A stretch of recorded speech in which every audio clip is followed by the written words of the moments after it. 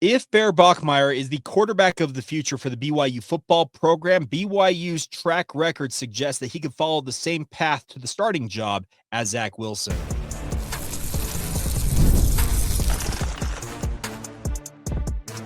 You are Locked On Cougars, your daily podcast on the BYU Cougars, part of the Locked On Podcast Network, your team every day. What's up, everybody? Welcome into Locked On Cougars, your daily podcast focused on the BYU Cougars. I'm Jake Hatch, executive producer of the KSL Sports Zone in Salt Lake City, Utah, and a 13-year credentialed media member at BYU. I am your resident BYU expert and insider on this here podcast. And as always, thank you for making Locked On Cougars your first listen of the day. All right, coming up on today's show, we're talking BYU football.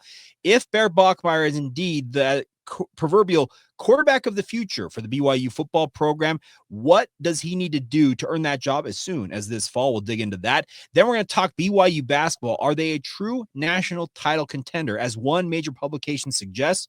We'll try and make heads and tails on that side of things. And then we'll finish up today's show more on an overall front for BYU athletics, as athletic director Brian Santiago says they're going to invest in all sports. Does that mean they're stealing money from revenue share from football and basketball to pay the other athletes at BYU? We'll get into that as well. Today's show is brought to you by our friends over at Game Time. Download the Game Time app today. Create an account, use the promo code LOCKEDONCollege, and get $20 off your first purchase. All right. At the outset of this conversation, obviously the quarterback position of BYU is in flux. We do not know what the status is of Jake Retzlaff, and this is recorded and published on June 11th, 2025. I still believe that the next 30 or so days, maybe less than that, leading up to Big 12 Media Days are a critical period. If Jake Retzlaff indeed is going to be able to play for BYU in some form or fashion, I feel like it'll be sorted out in the maybe next 30 at very most 60 days ahead of training camp beginning. That being said, the purpose of this conversation is expecting or anticipating that Jake Retzlaff is unavailable for the BYU football program. Could Bear Bachmeier end up as QB1 by the end of the season? And how does it play out? Well, the reason I bring this up is I've had some people asking about Bear Bachmeier's chances of being the guy for the BYU Cougars. There's every reason to think that he could be that, because he's a former four-star prospect. He's built like a machine, 6'2", 225 pounds as an 18-year-old freshman. He is a really, really well put together athlete. And there's a reason why you look at him and say, yeah, that kid's got a future in football. The reason I invoked the name of Zach Wilson in the open of today's show is that I have a hard time believing that Bear Bachmeier is going to be able to come in 2.5 or 3 weeks of training camp, because essentially that's all you've got in August, to assert yourself at the top of the depth chart. That also includes the conversation we've had previously on this podcast about Bear Bachmeier having to combat both Trayson Bourget and McKay Hillstead as maybe the top 3 contenders for that job. And the other two, speaking of Trayson and McKay, both have Division I starts under their belt. In the case of Trayson, he's got 8 of them, if I recall correctly, at Western Michigan. McKay had a handful at Utah State. They obviously been in the program for well over a year now, are well established, understand the offense at a deeper level than a kid like Bear Bachmeier. And in theory, you'd think that they are the top 2 contenders going into training camp for the job to replace Jake Retzlaff, once again, if Jake is unavailable. The reason why Zach Wilson comes into this conversation for me is if you travel back to 2018, remember Zach Wilson's early tenure at BYU was marred by injury, and it was through no fault of his own in many respects. He just had some injury concerns, and obviously was combating a guy like Tanner Mangum, who was entrenched as an incumbent quarterback. In 2018, remember, that season started out with Tanner Mangum as the starting quarterback for the BYU football program, and he was decent. I thought he was a decent quarterback, but as the season wore on in 2018, it became more and more clear that he was ineffective in his role, and they weren't getting the same results that they wanted. Now, BYU took on Utah State on October 5th, 2018. That was their annual pre-general conference game. Took on the Aggies, and Tanner Mangum led them with 270 passing yards, but BYU's rushing game did not show up. Zach Wilson, in fact, had the most rushing yards in the game with 25, and they lost to the Aggies 45-20. With an extra day to prepare for their next home game against Hawaii the following week, Saturday, October 13th. That week, the mum was the word in Provo, but it was very clear if you talk to people who were in the know that Zach Wilson was being installed as BYU starter. They went to Tanner Mangum and said, thank you for everything you've done for this football program, but we're turning it over to Zach Wilson. On October 13th, 2018, Zach Wilson became the youngest quarterback to start a game in BYU football history.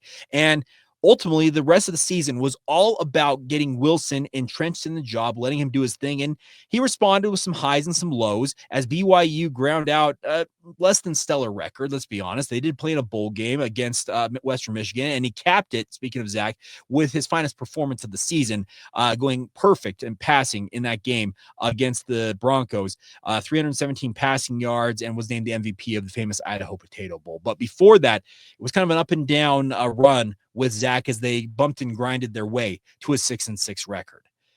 The reason why I talk about when they made that transition, it was at midseason, and then after that first start for Zach on October 13th, 2018, the following week was a bye week. The BYU had extra time to get Zach extra reps in practice, break down the film of his first start from Hawaii, show him what he did wrong, show him what he did right, and then they came out and they had two really tough losses. Remember that 7-6 barn burner against Northern Illinois, and they lost to Boise State 21-16. Just some frustrating losses. But it was all about getting Zach Wilson up to speed at that point and letting him have the back half of the season to get things going for BYU football. That is why, if you believe that Bear Bachmeier is indeed that quarterback of the future, to use that expression again, the reason why I think BYU would make this change at midseason is because you got to give him time to get ingrained in this offense, understand it at a deeper level. And then when you finally feel like you have a lull in the schedule that you can take advantage of it, because let's put it this way, the 2018 BYU football schedule as compared to 2025, it is apples to kumquats. It is nowhere near the same caliber of schedule. But if you look at it, BYU has a bye week, the third week of the season. That's probably too early to say, hey, Bear, you've had 2 games. Now get in there and let's see what you can do.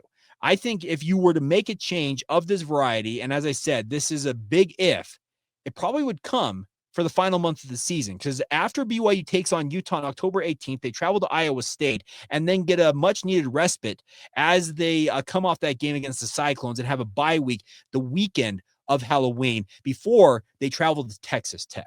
Now, a first career start for a guy like Bear Bachmeier at Texas Tech, who could be absolutely dominant at that point of the season, may not seem ideal. But if you are going to follow the same path that Zach Wilson trod at BYU and showed out that it ended up with him emerging as the number 2 overall pick in the NFL draft after that 2020 season that was one for the ages for him, I think this is how you look at it and say, okay, you probably give 8 games to McKay Hillstead and or Trayson Bourget, and then maybe that bye week between Iowa State and Texas Tech, you say, Bear, now it's your time to shine. Let's see what you got. I'm not saying it's ideal. I'm not saying it's perfect. I'm not saying that I would think that this is going to be a home run and it's going to work out fantastically, because history suggests that you're going to have some bumps and skids along the way. Because as I mentioned, the 2018 season, a 6-6 regular season, a bowl win. Okay, essentially in the offseason, feeling better about yourselves, but the up and down nature of having an unproven quarterback learning on the job, well, with that comes interceptions. With it comes fumbles. With it comes ineffective play at times. And you have to be willing to endure all that. So if Jake Retzlaff is indeed unavailable for the BYU Cougars this fall, and you hope that Bear Bachmeier is, you think, going to be the guy, because as I mentioned, maybe I didn't, PK, Patrick Kinahan, who I work with on a daily basis at KSL Sports Zone, said he has been hearing some rumblings about this potentially being the case, that a guy like Bear could be the guy. That is why I think this is the best way to go about that, and not, I think, throwing a guy like Bear Bachmeier to the Wolves, Bear, Wolves. Hey, you get what I'm talking about. The bigger point is, there are ways to handle this, and that may be the path that BYU decides to go if they do indeed decide to go that way this season. All right, enough football. Let's talk basketball.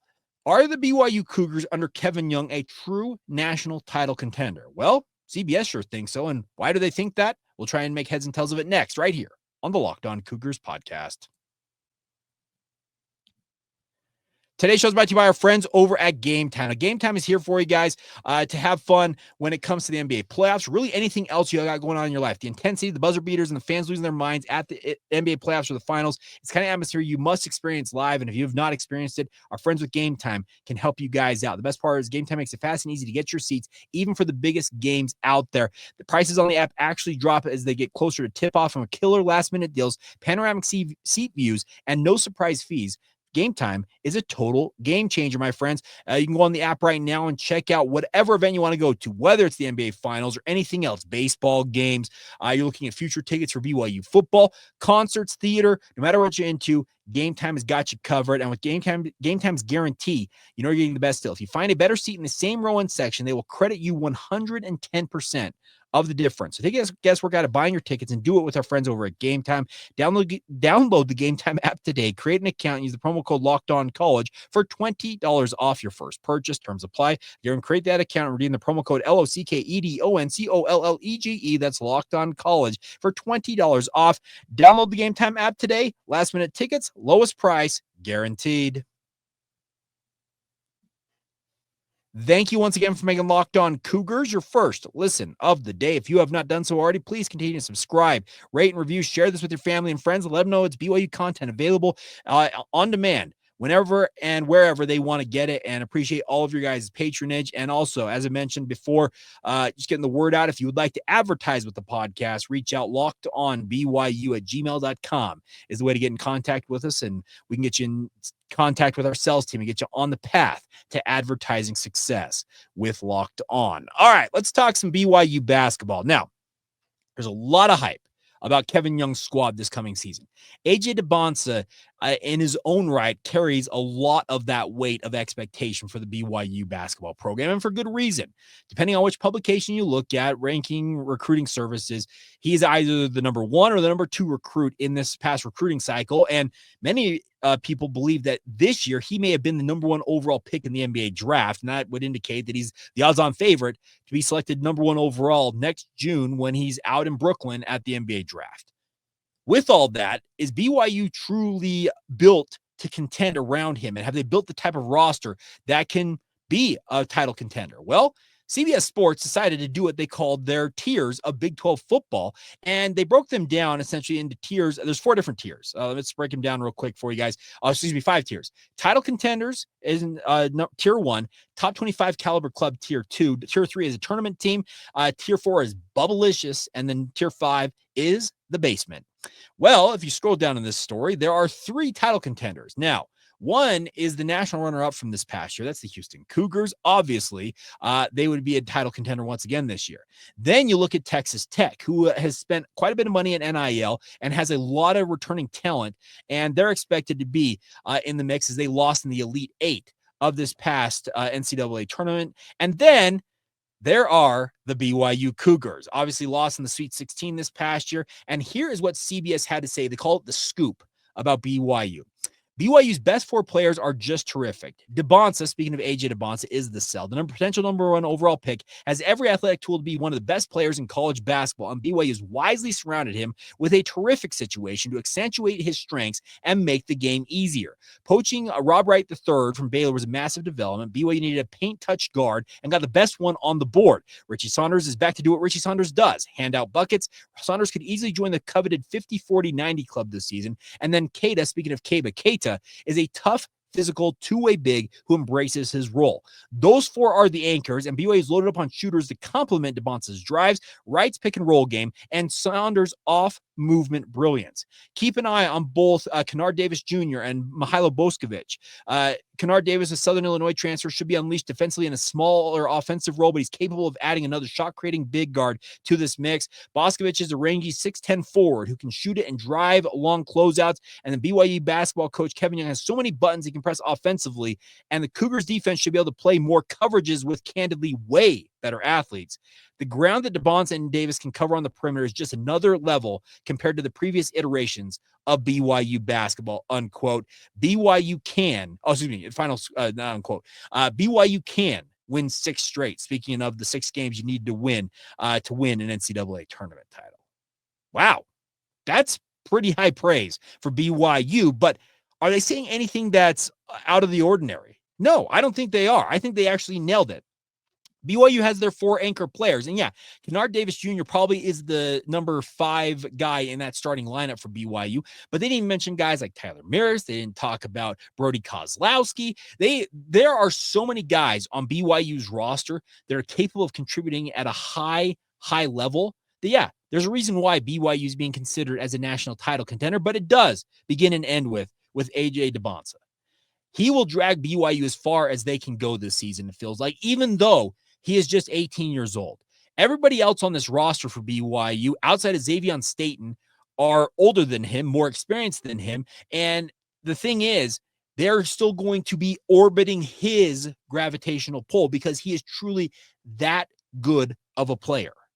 But the nice part is he doesn't have to shoulder that load every single night. They mentioned Richie Saunders, 50, 40, 90. If Richie is shooting 50, 40, 90 this year for BYU, yeah, they're going to be a force come March. If Keba Keita takes it to another level, as they mentioned, as a two-way big, where he's a defensive menace and he's obviously a lob threat on offense, that's great. And then Rob Wright III, his brilliance and just controlling and running the offense and obviously forcing the action by getting into the lane and then kicking it out to a DeBonsa or a Richie on the wings or anybody else who is a shooter on this roster, BYU is going to be able to attack teams. And I used the term optionality last week, and some of you got to laugh by mentioning it in the YouTube comments, but it's what it is. Optionality is what is going to be BYU's calling card this year. And I love the fact that they pointed out that BYU's defensive coverage this year is going to be at an elite or at least a higher level than it was a season ago.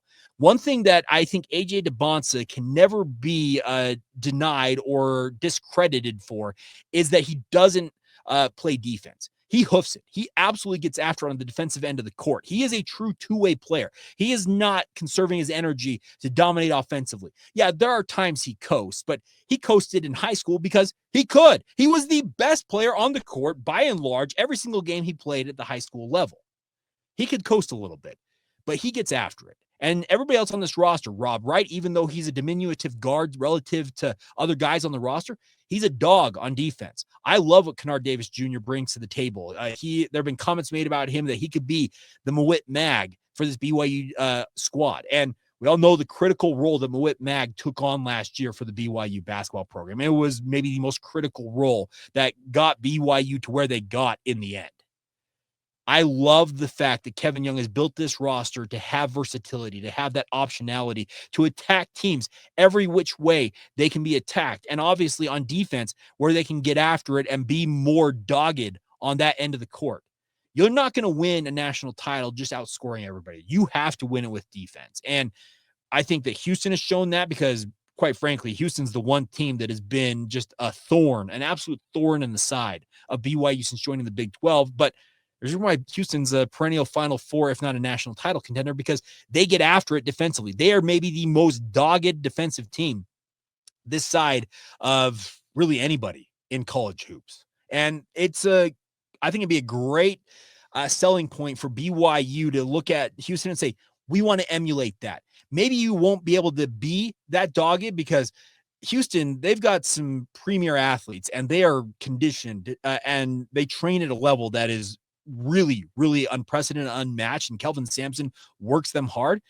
I'm not saying that Kevin Young isn't going to work his guys hard. He's going to push these guys, and he's going to expect a lot from them because you don't get talents like AJ DeBonsa on BYU's campus literally ever, and you have to take advantage of it.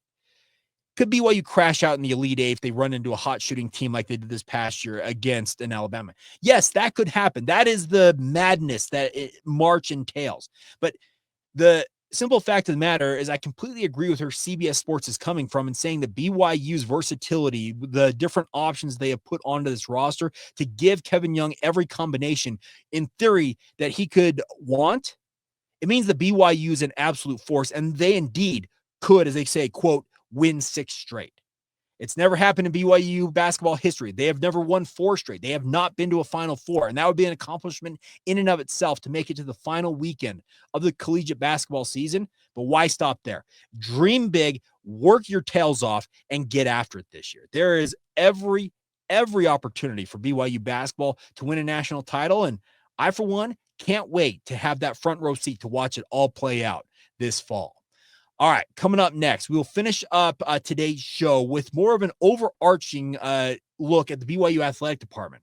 Brian Santiago made some very interesting comments about investing in BYU sports. That's general. Is that a bad idea for BYU in this rev share era of the House settlement? We'll delve into that next, right here on Locked On Cougars.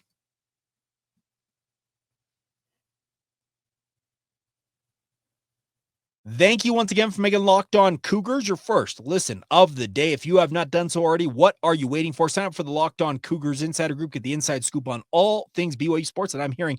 And it comes to your phone in the form of a text message. Now, you don't have to go to a website. You don't have to go to a message board to get the inside intel you crave. It comes to your phone. And the best part is you can fire back with thoughts of your own and interact with the show. And obviously supports the show along the way. It's just $5 a month to be a part of the group. And the kicker is you get 14 days free, 2 full weeks of a free trial before you're charged a single penny. So hope you guys will hit the link in the show notes below, whether you're watching this and or listening to it, and sign up for the Locked On Cougars Insider Group. All right, let's talk BYU sports. Now, Brian Santiago appeared on BYU Sports Nation yesterday in the aftermath of the House settlement, and he said he looks at this as a major advantage for BYU because he is right in saying that the previous models of NIL and the era that we were just in were unsustainable. Now, do I think we're that far removed from them, even with this House settlement? No. And in fact, it could actually just go right back to the way it was if a lawsuit or two are filed and they have their way in the legal system. But let's look at this from the perspective of him talking about it. He made the comment that he wants to invest in all BYU sports. And I can respect him wanting to do that because it was what his predecessor, Tom Homo, endeavored to do with the BYU athletic department. He wanted every sport at BYU to truly be an elite team. And the bigger point here is that BYU is trying to make sure that they're a household name across multiple sports. Can that really exist in the House settlement era when revenue share, is going to direct, at least in theory, 75% of the money from revenue share to football, maybe 10 to 15% to basketball, but then maybe carve off the final 10% for all other sports in the BYU athletic department. Now, that sounds like relative pennies to some of you out there. It was thinking of 10%. Well, here's the deal. 10% of $20.5 million is $2 million in change. So it's not insignificant money. It does pale in comparison. Let's say that BYU football gets 70%. Well, that's 14 plus million. So that's a significant amount of money they're getting for football. And then basketball, if they have their 10 to 15%, it obviously pales in comparison to those numbers. But the other side of it is that Brian Santiago knows that a well-rounded athletic department is going to make BYU a force in college sports that is going to make it a household name in more than just football and basketball. Yes, those are the two sports that are going to butter the bread at BYU because they are the two revenue generators. And he has said that. He said, those two will get the lion's share of this money. So his comment about funding all sports, I don't think it's off base, but understand it is in context of maybe they're getting 10%, maybe it's 5%, but that is some significant money in and of itself because we're talking about millions upon millions of dollars. The NIL in the Olympic sports, we'll call them that, even though it doesn't necessarily fit all the time, is that $40,000, $50,000 can make a significant impact. I told you guys not that long ago that Steve Cleveland was on with DJ and PK on the KSL Sports Zone and said that maybe it wasn't Steve, but somebody made the comment that BYU's men's golf team, every guy on the golf team was making north of $100K in NIL. So that's a significant amount of money because in college golf, that resonates. It doesn't resonate for basketball or football where guys, quarterbacks, AJ DeBonster, for example, for the BYU basketball program, are making millions. But they are still significant amounts of money to these Olympic sports that can make an impact in recruiting, retaining talent, and helping BYU be a competitor in multiple fields of athletics that they pursue. We all know that cross country and track and field are elite at BYU. I would expect that maybe some more money relative to what it is in this revenue share era gets filtered down to them. Hopefully to, as I said, retain some talent or maybe attract some via NIL and the like.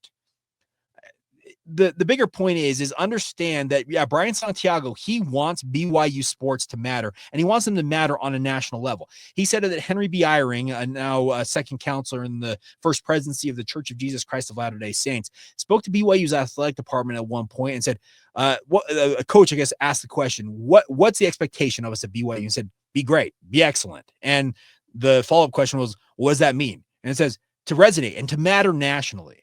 Now, football and basketball, they're going to resonate the most nationally because obviously those are the sports the vast majority of us watch. That's the reason why this podcast is built around, hey, covering BYU football and BYU basketball. Every so often, we'll veer off and talk about another topic. We talked about Jane Hendengren yesterday, who is a fantastic athlete in her own right and could be the Caitlin Clark of BYU athletics. But the two revenue sports are a big deal, and they're going to draw the most eyeballs, but there's no reason to think that BYU sports cannot compete on a national level in multiple areas. Jennifer Rockwood is as good as they come in women's soccer. She has led them to a college cup multiple times and has come oh so close to winning a national title. And I hope that at some point she gets her chance to win a national title as the only coach that BYU women's soccer has ever known. I hope that Etta Eystone and Diljit Taylor, who are an incredible tandem leading BYU track and field and cross country on the men's and women's side of things, I hope they continue to have dominance and win more national titles in cross country. And they've got the NCAA championships in track coming up. I hope that they can go out and make an impression nationally in track and field. That goes for every sport at BYU. Men's and women's volleyball, swim and dive, softball, baseball, men's and women's tennis. What am I missing out here? Women's basketball. Every sport at BYU has the opportunity to shine, and if they can filter down maybe a little extra money, and maybe it is that, let's say that they come to BYU and they sit down with Kalani, Sitake, and Kevin Young and say, hey, okay, we have this $20.5 million. Let's say it's $20 million, just for easy math sake on this podcast. Let's say that, Kalani, you're going to get 75% of the rev share. Kevin, speaking of Kevin Young, you're getting 15, and then we're going to save this extra 10% over here for the other sports at BYU. Well, could Kalani Sitake in theory say, hey, I'll take 70%, so give me $14 million versus $15 million. That'd be the math there to even it out. Give me $14 million, take that extra million and invest it in other BYU sports because he just wants BYU to matter on a national level. Now, that'd be pretty altruistic of Kalani to do that, but is it out of the realm of possibility that Kalani, who is a BYU guy through and through, could do that? No, it absolutely could be a plausible scenario that could play out here. He's still going to have plenty of money. He's going to have $14 million to work with. And yes, $1 million, that's a lot of money. It's more money than many of us will ever make in our entire lifetime. But it could be a way that BYU makes sure that they matter more on a national level than just watching BYU football succeed at the Big 12 level and watching BYU men's basketball hopefully make a run in a national title under Kevin Young. Those two, if they make those type of runs, yeah, a whole lot more money is coming into the coffers for BYU athletics, and thereby they'll be able to continue to fund this revenue share and the like and pay out more to their athletes. But I still think that other sports can make an impression and, in theory, can help BYU become the nationally renowned athletic department, speaking as a sum total of its parts. More so than, yes, it said, like maybe propping up BYU football or BYU basketball and making them that cash cow and the focus of BYU sports.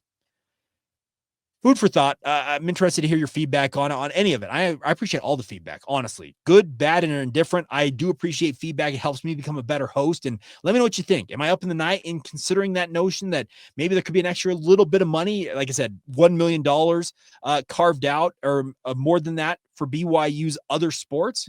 I don't think it's a bad idea. And in fact, I think it could help BYU become just what BYU aspires to be. And that is truly nationally relevant across the board. All right, that's going to do it for today's edition of the show. As always, cannot thank you guys enough for your continued support of the podcast. It's always a pleasure to sit down and knock this show out. It's an outlet for me. I really do appreciate any and all patronage you guys give us. And as always, thank you for making Locked On Cougars your first listen of the day. And until tomorrow, thank you for being an everydayer right here on the Locked On Cougars podcast.